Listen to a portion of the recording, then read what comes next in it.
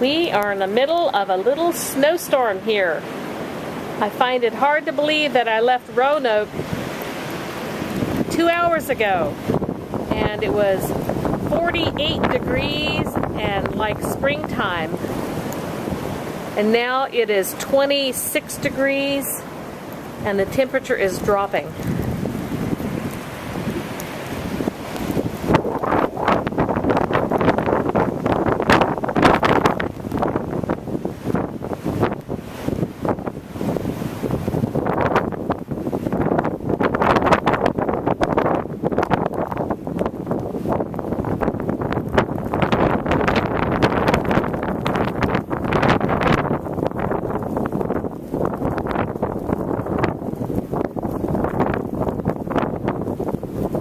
Say the temperature should get down below zero and wind chill tonight by